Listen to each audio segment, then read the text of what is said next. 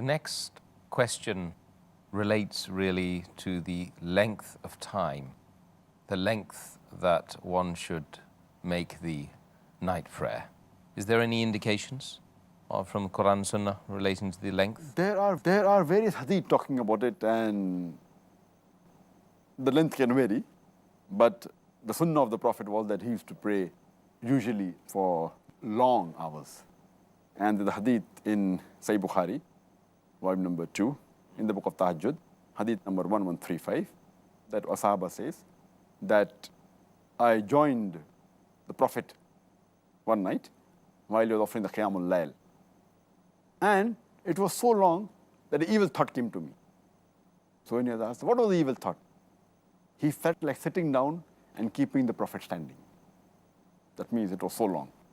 There's another hadith in Sahih Muslim, point number 1, in the book of Salah, hadith number 1697, where it says that once a Sahaba, he prays the Qiyamul Lail along with Prophet ﷺ, and the Prophet started reciting Surah Baqarah. And the Sahaba says that when we finished about 100 verses, he thought the Prophet would bow down, but the Prophet continued. Then later on, he thought that after some verses he would bow down, but he continued. Then he thought that, okay, maybe after Surah Baqarah ends, the Prophet would bow down. But after Surah Baqarah ends, he continues reciting. He recites Surah Nisa. And that again is 176 verses. And after that ends, he recites Surah Al-Imran. And he continues leisurely.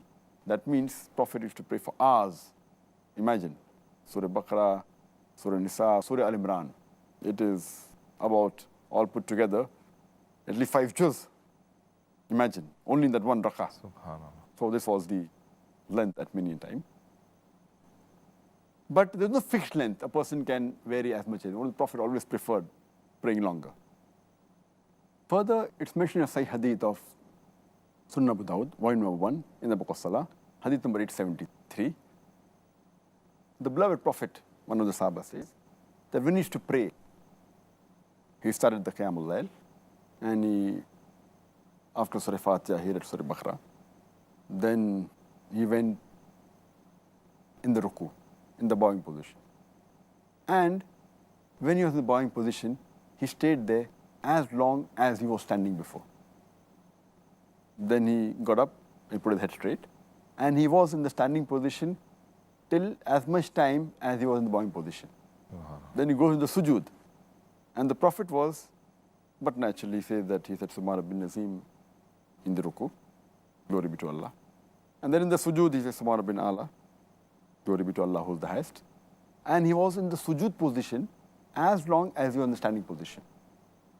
And in between the two sujood also, he was as long as he was in the sujood position. Saying that all these positions, the Qiyaam, the ruku, the standing after ruku, the sujood, and the sitting between the two sujood, he used to take his own time and it used to be long. That means the Qiyaam Lail was very long.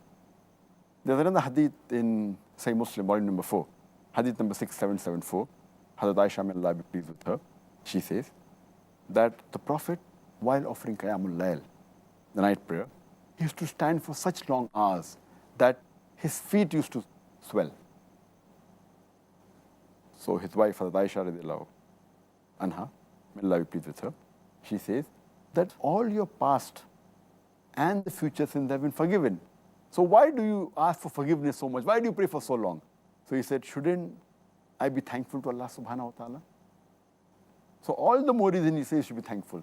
So the Prophet normally used to pray for long hours.